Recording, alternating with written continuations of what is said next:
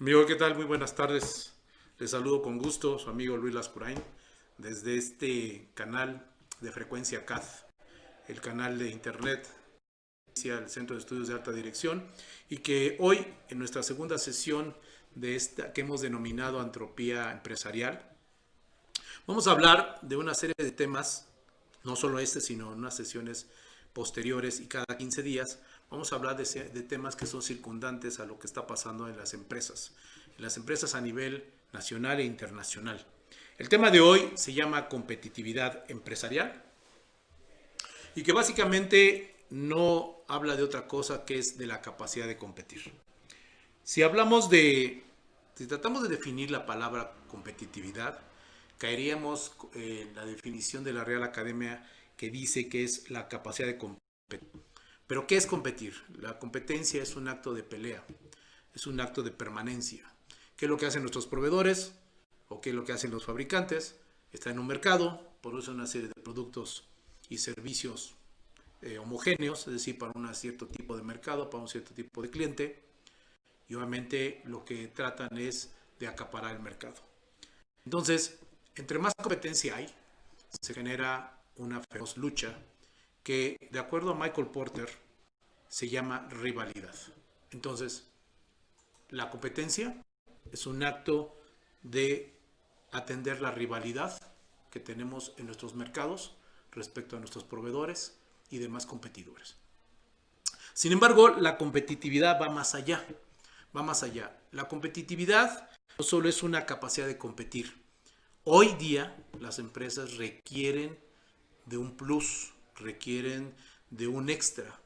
Y ese extra se llama ventaja competitiva. Y voy a ser un poquito más enfático en este punto. Las economías clásicas, las economías de los años 80, y de hecho algunas definiciones económicas de lo que es competitividad o competencia, hacen referencia a algo que se llama ventaja comparativa. ¿Qué era la ventaja comparativa? La ventaja comparativa era cuando las empresas ponían sus recursos, tanto económicos, materiales, su recurso humano, las capacidades que tiene la empresa de presencia en otros países, etcétera, etcétera, para hacer producción de bienes y servicios más baratos. Esa era la ventaja comparativa. Un ejemplo claro es China.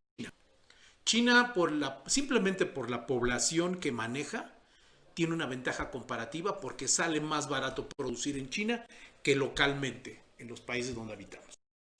No quiere decir que China no tenga otro tipo de ventajas que voy a hablar ahorita, pero ahorita estamos simplemente haciendo referencia a que en el pasado hablábamos de una ventaja comparativa. Hoy, en estos días, a raíz del grado de tecnificación que viven nuestras industrias, tenemos una cosa que se llama ventaja competitiva. Entonces, la competitividad es la capacidad que tenemos de producir bienes y servicios con una ventaja, con un diferenciador. Ejemplo clásico de empresas que fueron muy competitivas fue Apple. Recordemos el video con Steve Jobs, que tenía en su mano un iPod y presentó el equipo en donde hizo convergencia de audio, video y datos. Y ahí mismo, y si no fue en ese video, fue posteriormente, declaró el fin de la PC y el fin de los equipos que manejamos tradicionalmente para música. ¿Por qué? Porque se produjo un equipo diferenciado. Entonces, la competitividad del día de hoy tiene que ver con ventaja competitiva. No hay de otra. Ahora, Michael Porter hace referencia a esa ventaja competitiva y la hace referencia de dos maneras. La primera, las ventajas competitivas es la característica primordial de las estrategias. No hay estrategia si no hay ventaja competitiva. Es más, para que haya una estrategia, te tiene que ver qué es lo que me va a distinguir para poder competir en mi mercado. Y la segunda es que el mismo Michael Porter, dentro de las herramientas que él diseñó, está la herramienta de evaluación de industrias que se llama el análisis de las 5 fuerzas. La fuerza de medio es el mercado, es donde está la rivalidad y es lo que mide la competitividad en un mercado.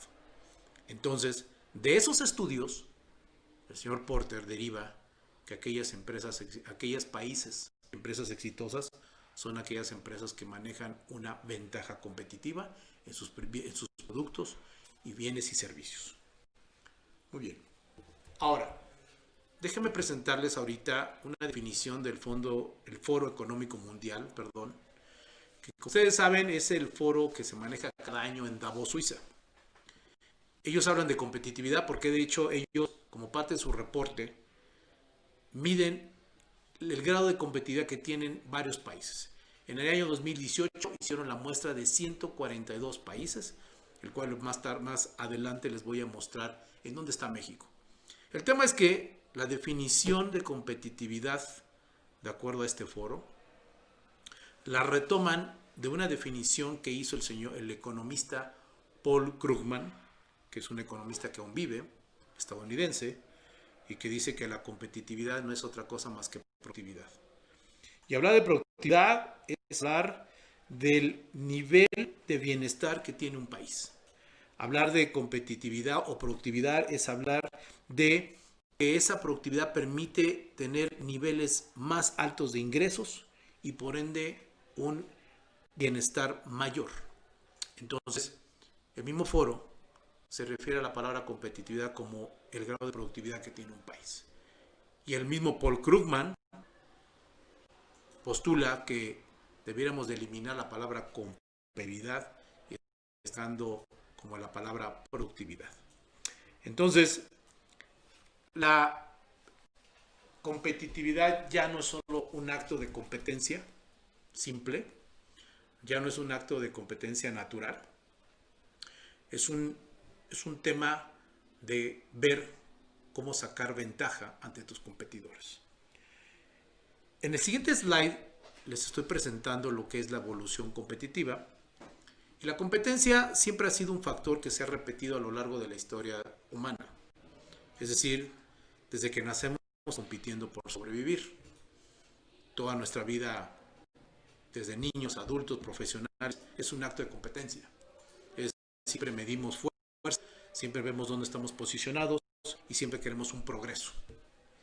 Entonces, la evolución competitiva al que me estoy refiriendo ahorita es que pasa a ser recibida lo que tradicionalmente conocíamos en las empresas, que era el producto y el bien del servicio.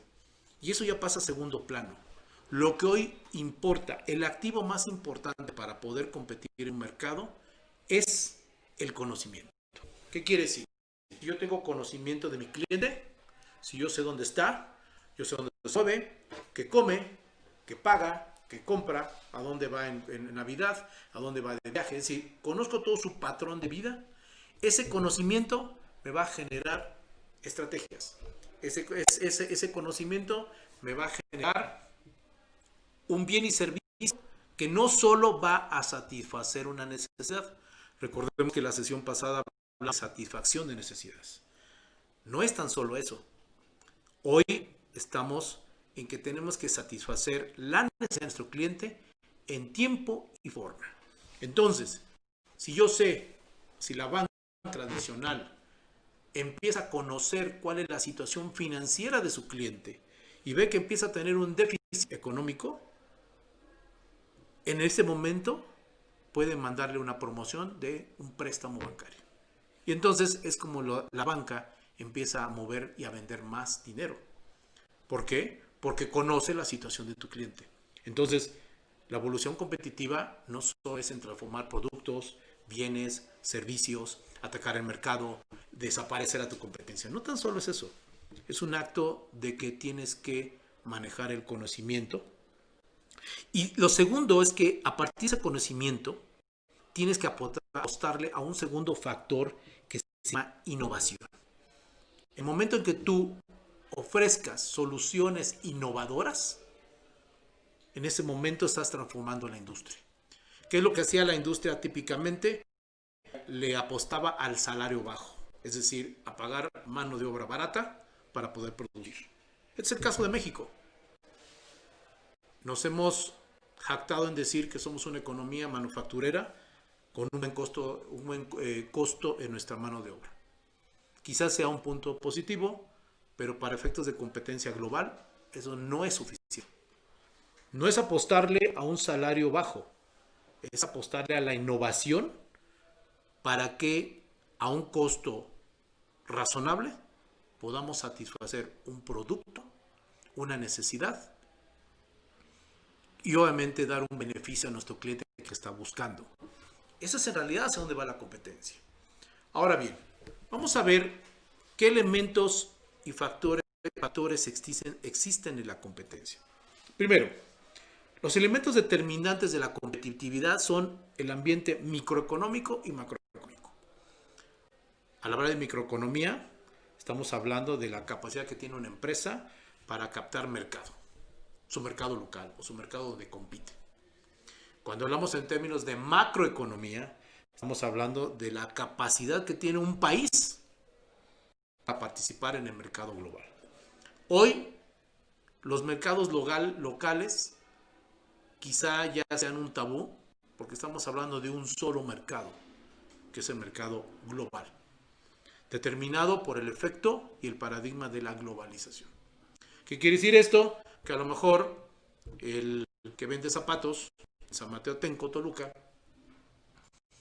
quizás esté preocupado por la empresa que está en el poblado siguiente que también produce zapatos. Y eso es una equivocación, porque tu competencia quizás está en China, seguramente está en China, a un precio mucho más bajo, con un tiempo de entrega mejor que el que... Y entonces, eso ratifica lo que acabo de decir, que los mercados locales ya pasan a ser paradigmas o tabúes y ahora se convierten en un mercado, un único mercado global.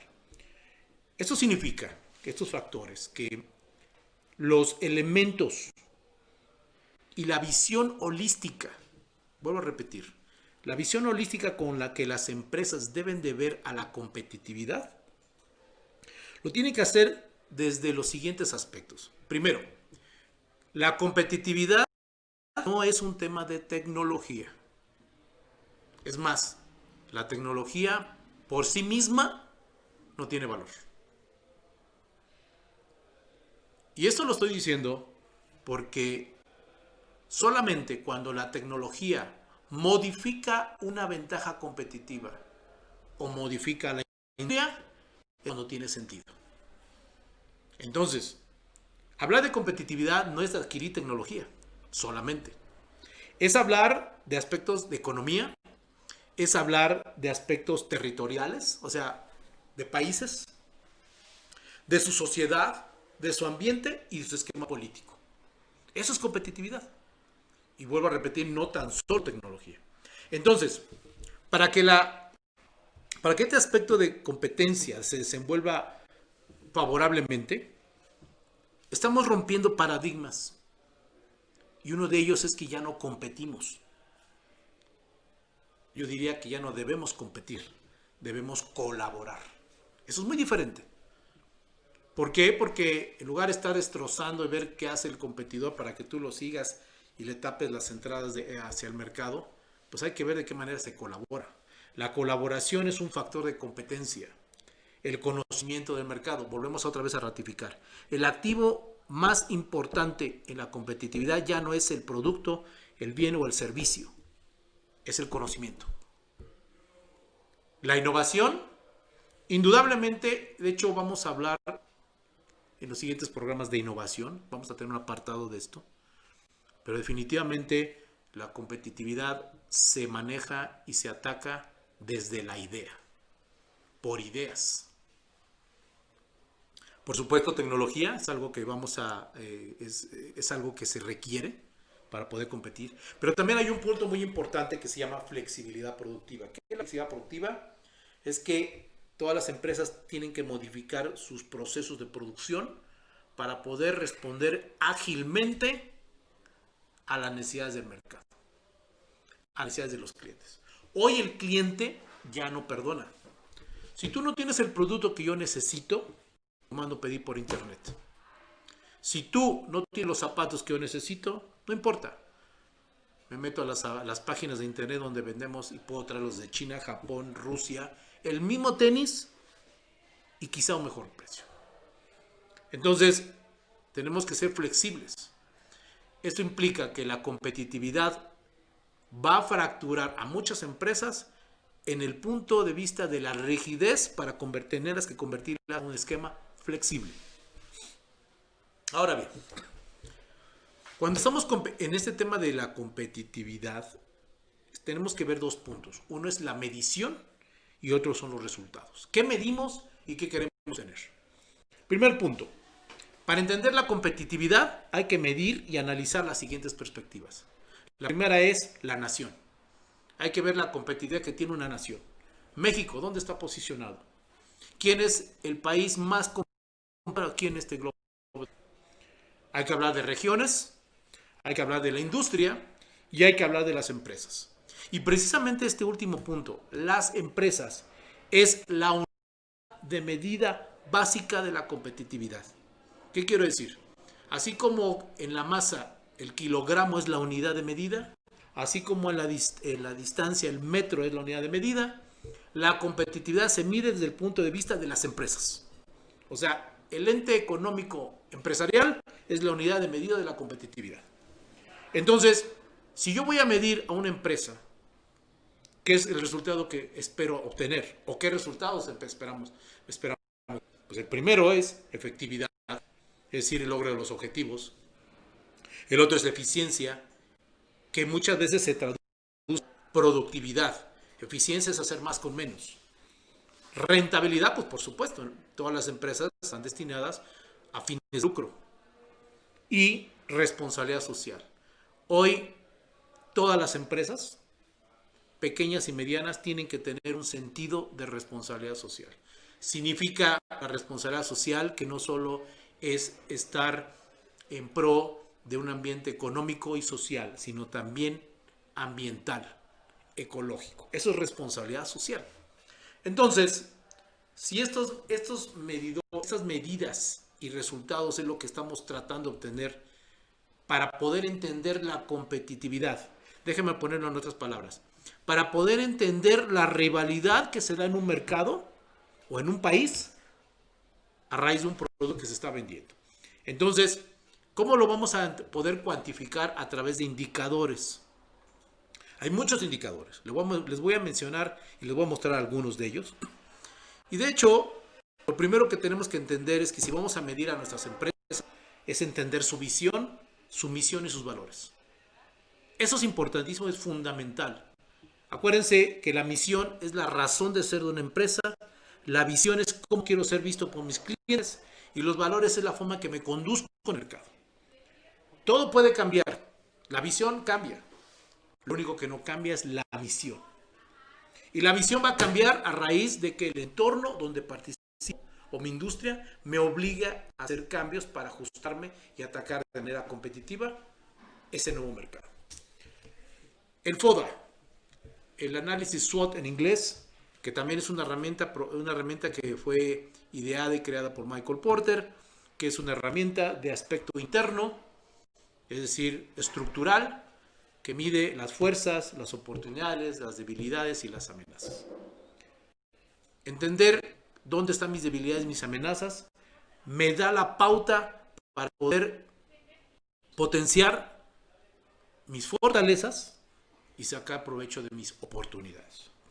También está, obviamente, hay indicadores como los salarios, los precios, las tasas de interés, las tasas de cambio, que son, obviamente, indicadores económicos. También hay que evaluar los objetivos que tienen las empresas para, de alguna manera, ver qué grado de participación están teniendo en ese mercado rival. El programa de estrategias. Déjenme hacer aquí un pequeño comentario. Hablar de planeación estratégica y simplemente hablar de las palabras estrategia y planeación por separado es parte de nuestro lenguaje coloquial. Es parte de lo que hacemos todos los días. El problema es que no sabemos a ciencia cierta cuándo aplicar planeación estratégica y qué es lo que tratamos de percibir. Si no existe un plan, un programa de estrategia con su calendario, sus presupuestos, sus objetivos, sus estrategias, sus tácticas. Muchas empresas quizá no tienen el tiempo para planear. Muchas empresas tienen un plan estratégico, básicamente como un directorio telefónico, y muy pocas empresas, me atrevo a decir, que realmente tienen un programa de estrategias que el cual llevan religiosamente. Por supuesto, también para ser competitivos se necesitan políticas y procedimientos. ¿Y cuáles son los factores de éxito que califican a una empresa como sumamente competitiva? Pues obviamente las ventas, obviamente las utilidades, el retorno de la inversión, la participación de mercado, la satisfacción de clientes, la calidad, los tiempos de entrega, etcétera, etcétera. Entonces, si nosotros tomamos en cuenta todos estos indicadores y los evaluamos, nos van a dar una certeza en qué grado de competitividad ubicamos a nuestras empresas e incluso a un país. En el siguiente slide, y de hecho en la sesión anterior, presentamos las revoluciones industriales que ha vivido, pues vamos a decir, nuestra industria y nuestra humanidad. Hablamos la sesión pasada de 5, hoy estamos viviendo en la 4ª revolución industrial, que es la digitalización. Hoy estamos muy de moda con tecnología de Internet de las cosas, las tecnologías de nube, es decir, lo que llaman como cloud, las partes de sistemas digitales, la ciberseguridad, la robótica, etcétera, etcétera. Estamos inmersos en eso. Entonces, hoy nuestras industrias están siendo aquejadas por esta revolución. Y precisamente del lado derecho no está, aparece, lo voy a cruzar contra un estudio que hizo la consultora Deloitte, el cual su estudio lo llamó Deloitte Insights, y que habla precisamente de la 4ª revolución industrial. Y si nosotros nos hace la pregunta, ¿estamos preparados para afrontar la revolución industrial? Que básicamente es una amenaza tecnificada para nuestras industrias.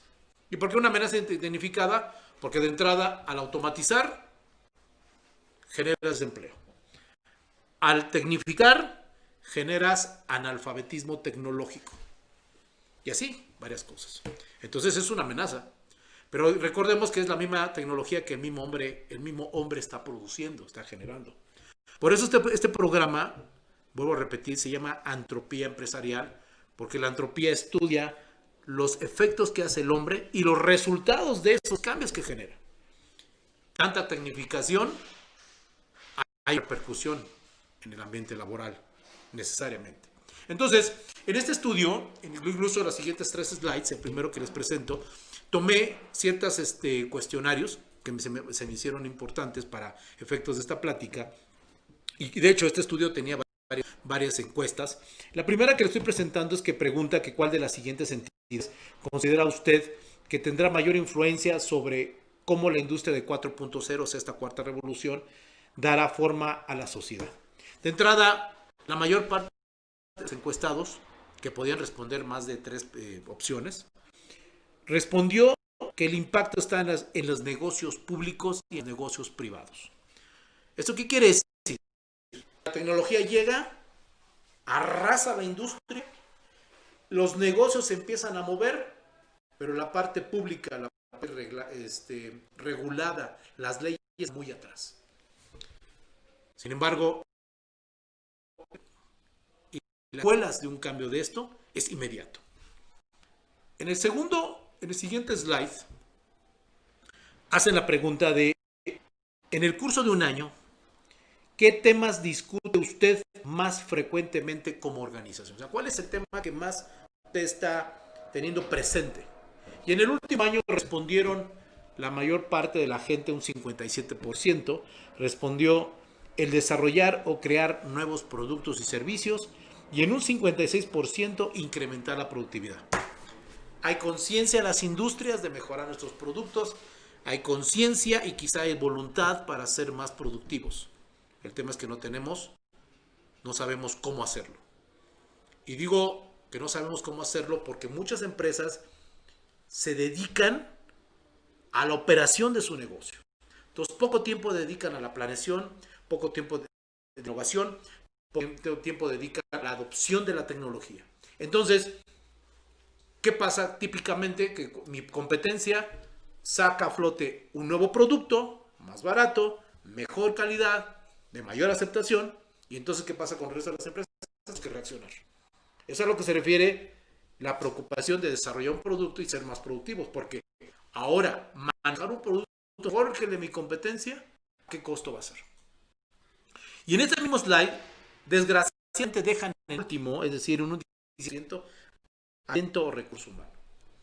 Error garrafal, porque quiere decir entonces que primero es el negocio, la tecnificación, los bienes, los servicios, los materiales, y al último es el recurso humano. La pregunta es que sin humano no hay empresas, no hay países, no hay sociedad, no hay clientes.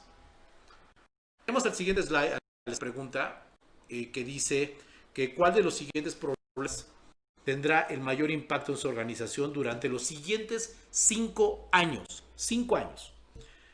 En un 41% respondieron que el cambio del entorno regulatorio.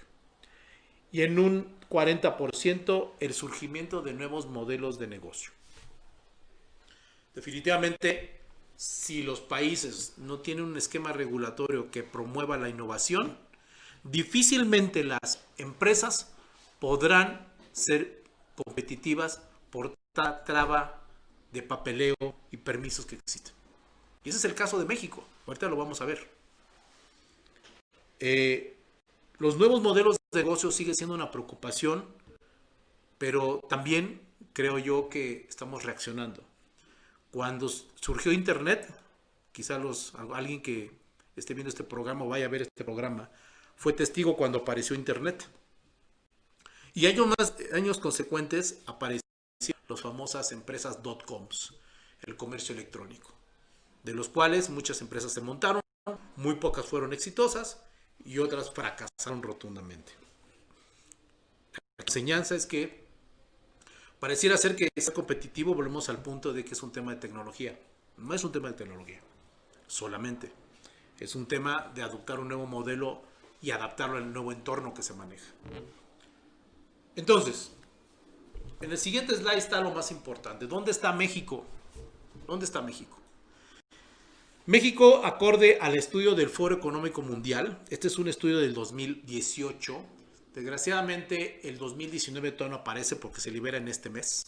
Entonces vamos a tomar un estudio de un año que tiene de antiguo, y de entrada de un total de 140 países que fueron la muestra del estudio, México ocupó el lugar número 46. La media en cuanto a puntos, es decir, de la calificación que pudieran sacar para ganar ese 46º lugar, la media es de 60 puntos. México sacó, incluso en el slide de su lado izquierdo lo van a ver, dice porcentaje obtenido, son los puntos 65. Coloquialmente pasamos de panzazo. Esa es la verdad. ¿Dónde salimos bajos? Salimos bajos en instituciones, salimos bajos en comunicaciones y salimos bajos en innovación. Precisamente lo que hemos venido hablando de toda esa sesión. Las instituciones, ¿por qué? Porque pues, solamente, acorde al estudio, ellos evalúan la seguridad, las regulaciones, todo lo que gubernamentalmente se controla para poder fomentar a las empresas, para poder hacerlas crecer. En un esquema de inseguridad, pues obviamente hay empresas que se retiran mejor. Las comunicaciones hace referencia al grado de conectividad que tiene un país. La adopción de líneas celulares, de internet. Ahí estamos en 51 puntos. En las instituciones sacamos 48 puntos. Y en innovación sacamos 43 puntos. Fue el porcentaje más bajo. La innovación no, con esto no quiere decir, ni estoy afirmando que no hay innovación en México. Por supuesto que la hay, pero no es suficiente. Tan no es suficiente que sacamos el lugar 46 en este estudio. Y entonces ratifica lo que el Tratado de Bucareli generó, que somos una empresa, somos un país maquilero. Somos mano de obra barata, no promovemos la innovación, no generamos ideas suficientes y obviamente pues no generamos nuestra propia tecnología. De innovación estamos un poquito bajos. Y estas son las líneas de acción que se tienen que hacer en este país. La innovación, las comunicaciones, las instituciones, y también hay otros rubros. También digo, no todo es un aspecto oscuro. Estamos muy bien evaluados, por ejemplo, en la parte de una estabilidad macroeconómica, al menos al estudio de 2018. Estamos muy bien evaluados en la parte de salud. En términos de habilidades, que es estudios, capacitación, estamos en 58 puntos. Termino este slide diciendo, ¿contra quién competimos? ¿Saben quién es el número uno en términos competitivos? Fue Estados Unidos con 85 puntos. Nosotros sacamos 65. Eso quiere decir que de las barritas que ven ahí en su pantalla, que son 13, pero las últimas, a partir de la segunda de izquierda para derecha, son los indicadores que evalúa el Foro Económico para temas de competitividad. Todas sus barras de Estados Unidos están arriba de 40.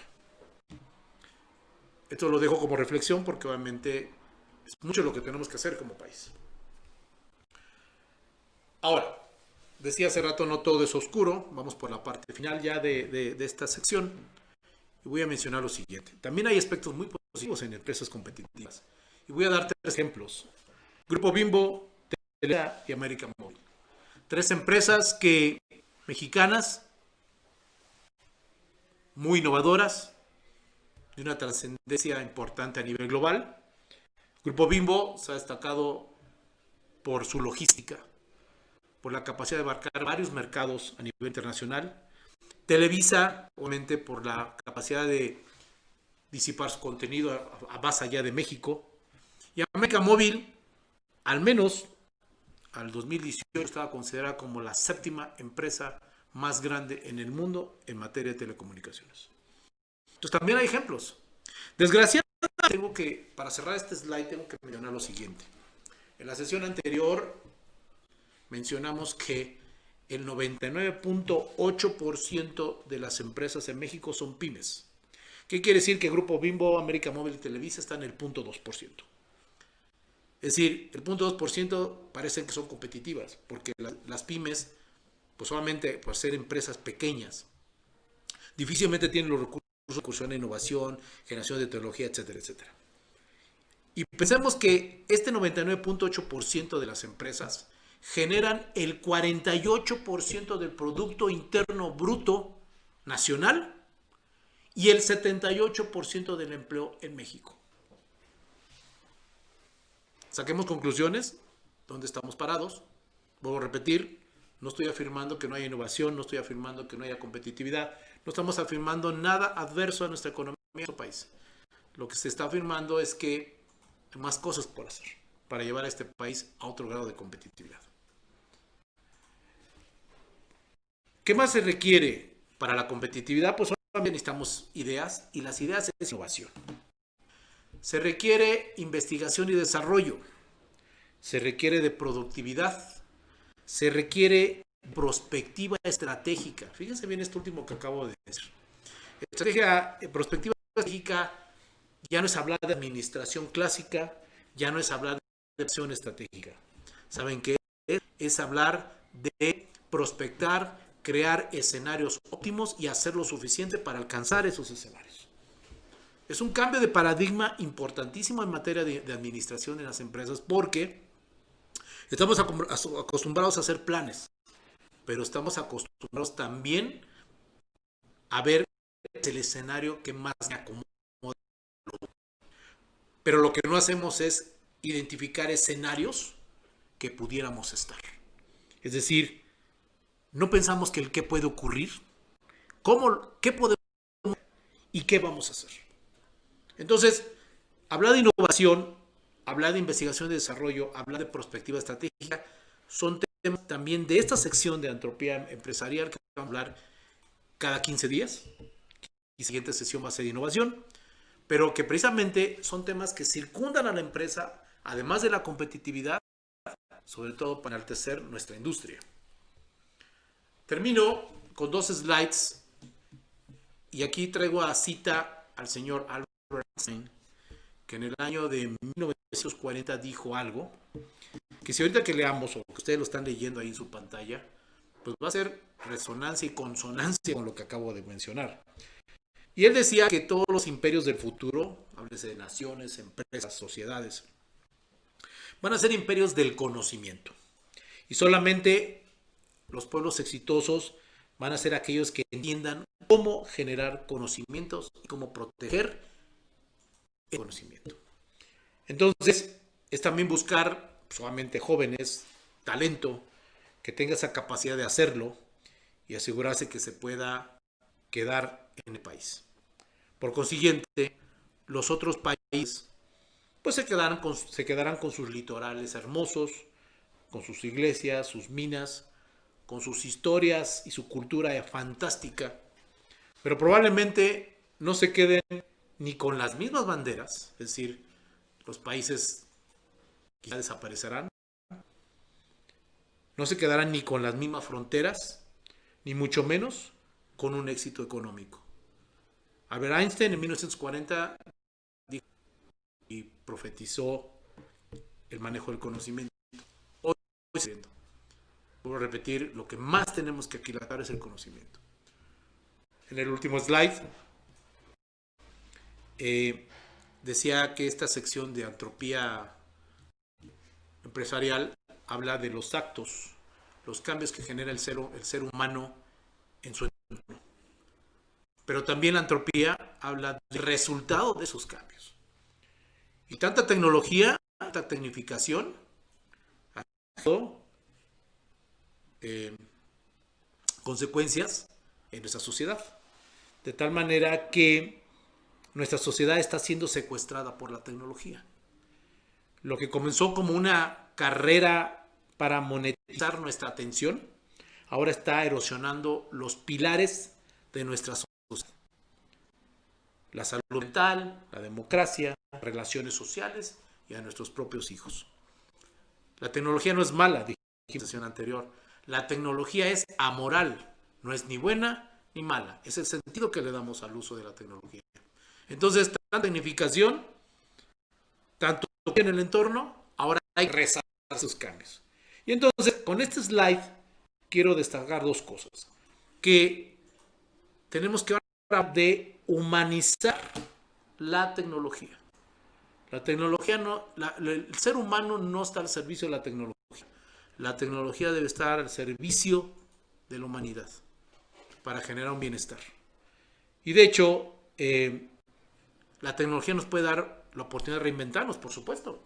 En materia de salud hay que reinventarnos, hay que encontrar nuevas curas para el cáncer, para el SIDA, para nuevas enfermedades. Es una reinvención. Para eso sirve la tecnología.